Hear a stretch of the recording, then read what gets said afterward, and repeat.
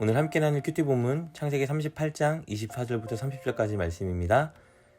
석 달쯤 후에 어떤 사람이 유다에게 일러 말하되 내 며느리 다말이 행음하였고 그 행음함으로 말미암아 임신하였느니라. 유다가 이르되 그를 끌어내어 불사르라. 여인이 끌려 나갈 때에 사람을 보내어 시아버지에게 이르되 이 물건 임자로 말미암아 임신하였나이다. 청하건대 보소서. 이 도장과 그 끈과 지팡이가 누구의 것이니까 한지라. 유다가 그것들을 알아보고 이르되 그는 나보다 옳도다. 내가 그를 내 아들 셀라에게 주지 아니하였음이로다 하고 다시는 그를 가까이 하지 아니하였더라. 해산할 때에 보니 쌍태라. 해산할 때에 손이 나오는지라. 산파가 이르되 이는 먼저 나온 자라 하고 홍색 실을 가져다가 그 손에 메었더니 그 손을 도로 들이며 그의 아우가 나오는지라. 산파가 이르되 내가 어찌하여 터뜨리고 나오느냐 하였으므로 그 이름을 베레스라 불렀고 그의 형 곧 손에 홍색 실 있는 자가 뒤에 나오니 그의 이름을 세라라 불렀더라. 아멘. 우리는 어제 본문을 통해서 다말이 그녀의 시아버지 유다를 속여 서로 관계를 맺은 내용을 살펴보았습니다. 그리고 결국 다말은 유다를 통해 그토록 바라던 아이를 갖게 되었습니다. 그 일이 있은 지 시간이 지나고 다말이 임신한 지 3개월쯤 되었을 때에 그녀의 임신 소식은 주변에 있던 모두에게 전해졌습니다. 당연히 유다의 귀에도 다말의 임신 소식은 들어갔습니다. 이제 다말은 심각한 문제에 처하게 될 것입니다. 왜냐하면 다말은 당시 여전히 유다 가족과 혼인의 의무를 지고 있었기 때문입니다. 당시에 결혼한 남편이 죽는다 하여도 시댁에서 그녀를 자유롭게 놓아주지 않으면 그녀는 결코 다른 남자를 만나거나 다른 남자와 관계를 맺을 수 없었습니다. 그것은 금지된 것이었습니다. 시댁에서 다른 사람과 결혼할 수 있도록 자유롭게 놓아주지 않았음에도 불구하고 만약에 여자가 다른 남자와 관계를 맺을 경우에 이것은 그 시댁의 명성에 엄청난 먹칠을 하는 것과 같았습니다. 그리고 이런 행위가 발각되면 당연히 여인은 사형에 처해지게 되었습니다. 당시 다말이 임신한 것을 알게 된 주변 사람들은 당연히 다말이 매춘으로 임신하게 되었을 것이라 확정지었습니다. 왜냐하면 유다가 그녀를 다른 사람과 결혼할 수 있도록 자유롭게 풀어주지 않았기 때문입니다. 그리하여 다말이 매춘으로 아이를 갖게 되었다는 소문이 퍼졌고 이것이 유다의 가문에 엄청난 불명예를 안겨다 준 것입니다. 그리하여 이 사실을 알게 된 유다는 다말을 끌어내어 불살라 죽이라고 명령했습니다. 24절 말씀입니다. 석 달 후에 어떤 사람이 유다에게 일러 말하되 내 며느리 다말이 행음하였고 그 행음함으로 말미암아 임신하였느니라. 유다가 이르되 그를 끌어내어 불사르라. 그러나 처형당할 위기에 처한 다말은 시아버지 유다에게 메시지를 보냅니다. 유다에게 받았던 담보물을 함께 보냈습니다.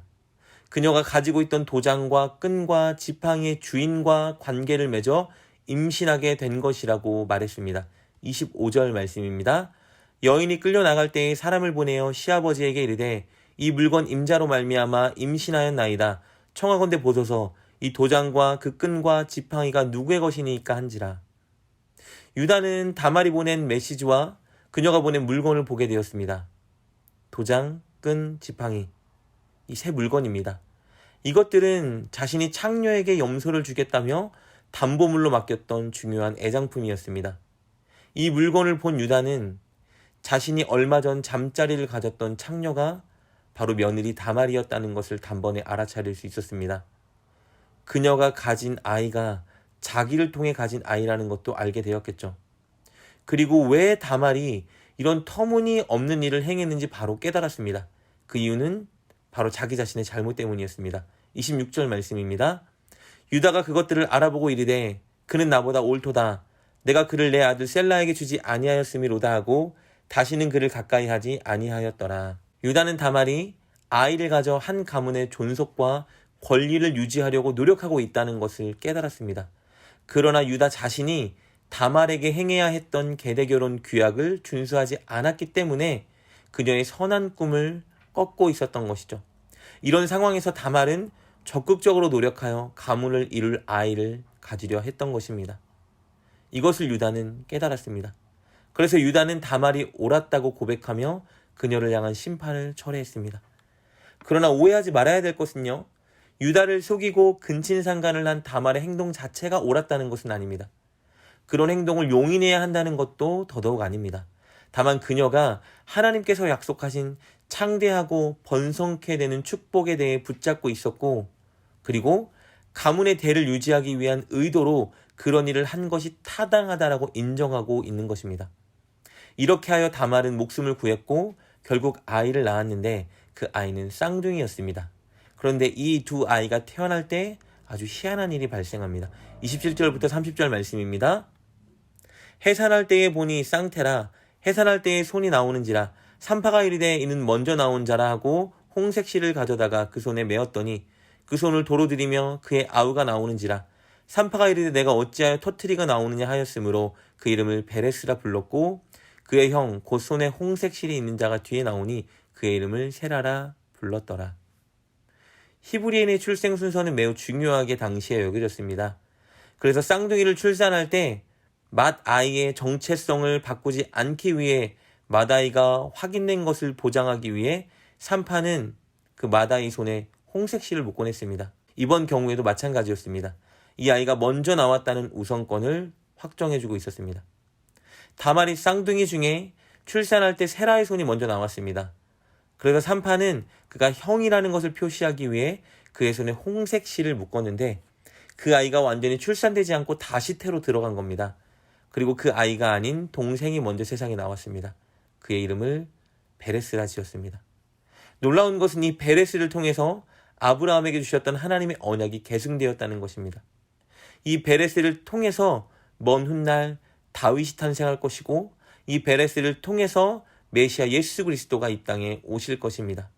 이 사실은 우리에게 엄청난 은혜를 안겨줍니다. 물론 의도는 선했으나 며느리가 시아버지를 속여 관계를 맺어서 나온 아들을 통해서 장차 예수 그리스도가 이 땅에 오시기 때문입니다. 하나님의 언약이 세상의 관점으로 보기에는 수치스럽고 죄악된 가문을 통해서 이루어진다는 이 사실이 하나님의 언약의 성취와 구원은 오직 하나님의 은혜로만 되는 것임을 말해주고 있는 것입니다. 즉 하나님은 이렇게 자격 없는 사람을 선택하여 그들에게 언약을 주셨고 자격 없는 자들을 통해서 이 언약을 성취해 주셨습니다. 그리고 그 자격 없는 자들이 오늘날 바로 우리들이기도 합니다. 이것은 우리에게 주어진 하나님의 구원과 은혜는 우리의 공로가 아니라 오직 하나님의 전적인 사랑과 은혜라는 것을 우리에게 일깨워주고 있는 것입니다. 그리고 이렇게 자격 없고 죄악된 가문을 통해 예수 그리스도께서 이 땅에 오셨다는 것은 예수님은 바로 죄인들을 위하여 이 땅에 오셨다는 것을 알려주고 있는 것입니다. 구원의 자격이 없고 구원의 능력이 없는 우리를 구원하기 위해서 예수님이 이 땅에 오셨습니다. 그렇기에 하나님께 선택받은 우리는, 하나님께 천국과 은혜를 약속받은 우리는 늘 하나님의 놀라운 은혜만 찬양하고 자랑하고 드러내야 하는 것입니다. 그것을 전해야 합니다. 그리고 우리 주변에 자격 없어 보이는 그 사람들에게 이 놀라운 은혜를 전하기 위해 늘 노력해야 합니다. 그것이 우리가 오직 하나님의 은혜로 구원받았다는 증거가 되기 때문입니다. 사랑하는 여러분, 오늘 자격 없는 우리에게 구원을 허락하신 하나님의 은혜를 찬양하고 고백하십시오. 그리고 꼭 여러분 주변에 있는 사람들에게 그 은혜를 나누십시오. 오직 은혜 때문입니다. 기도합시다. 하나님, 구원받을 자격이 없고 구원받을 능력이 없는 우리에게 구원을 약속해 주시고 이루어 주시니 감사합니다. 늘 그 놀라운 은혜만 고백하고 자랑하고 찬양하게 하여 주옵소서. 그리고 우리 주변에 구원받을 자격이 없는 자들에게 늘 그 은혜를 나누고 전하게 하여 주옵소서. 예수님의 이름으로 기도드립니다. 아멘. 오늘 말씀을 통해 깨닫고 결단한 것은 무엇입니까? 그것을 붙들고 하나님께 기도합시다. 그리고 그렇게 실천하며 하루를 살아가는 여러분 되시길 주님의 이름으로 축복합니다.